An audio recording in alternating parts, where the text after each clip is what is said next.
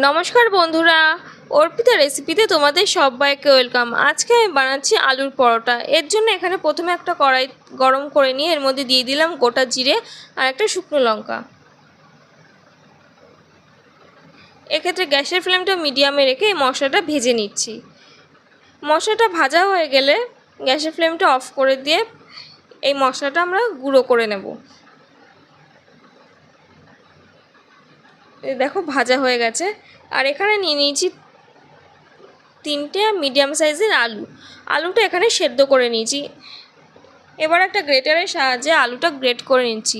তোমরা চাইলে স্ম্যাশারের সাহায্যে স্ম্যাশও করে নিতে পারো।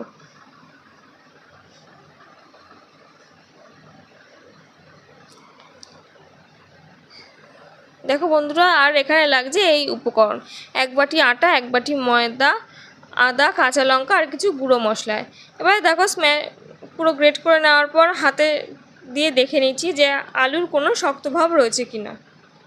না থাকলে এখানে তারপর দিয়ে দিতে হবে, সেদ্ধ করা আলুর মধ্যে দিয়ে দিতে হবে 1 বাটি আটা, 1 বাটি ময়দা। আর গুঁড়ো মশলার মধ্যে হলুদ, জিরে, ধনে, লঙ্কা আর স্বাদ মতো লবণ আর অল্প পরিমাণে চিনি দিয়ে দিলাম। এবার এখানে নিয়ে নিয়েছি আদা কুচানো, আদাটাকে গ্রেট করে নিয়েছি। আর কাঁচা লঙ্কা 4-5টা নিয়েছি, তোমরা ঝালের পরিমাণটা কম বেশি করে নিতে পারো। আর এই ভাজা মশলাটা দিয়ে দিলাম। এবারে দিয়ে দিচ্ছি সাদা তেল। এই তেলটা দিয়ে ভালো করে এবারে শুকনো উপকরণটা মিশিয়ে নেব একটা হাতার সাহায্যে।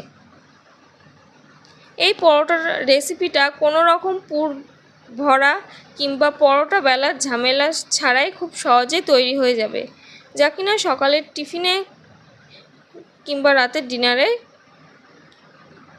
অনায়াসে তোমরা এটা বানিয়ে নিতে পারো খুব সহজ পদ্ধতিতে। এখানে এই পরোটা আজকে আমি নিরামিষভাবেই করছি, কোনো রকম পেঁয়াজ রসুনের ব্যবহার করছি না।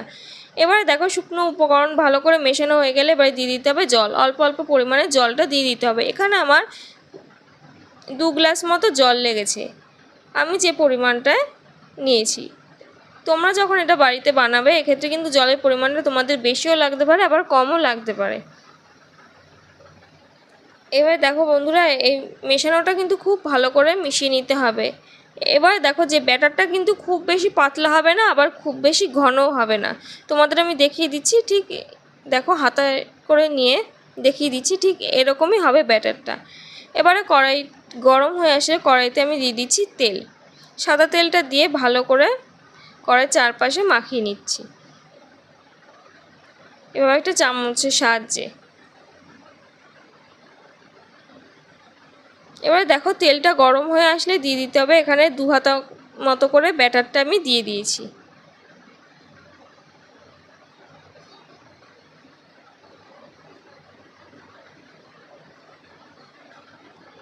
এইভাবে গ্যাসের ফ্লেমটা মিডিয়ামে রেখে প্রথমে এক পিঠটা হতে দিতে হবে। এবারে দেখো আস্তে আস্তে ওপর দিকটা যখন শুকিয়ে আসবে তখনই অপর পিঠটা আমরা উল্টে নেব।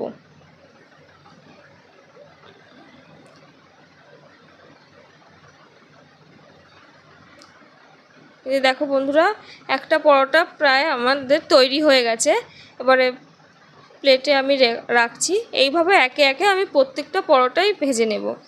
আমার এই যে পরিমাণ ব্যাটারটা নিয়েছি এখানে আমার প্রায় 10টা মতো পরোটা তৈরি হয়েছে। ঠিক একই প্রসেসে এইভাবে পরোটাগুলো ভেজে নিচ্ছি।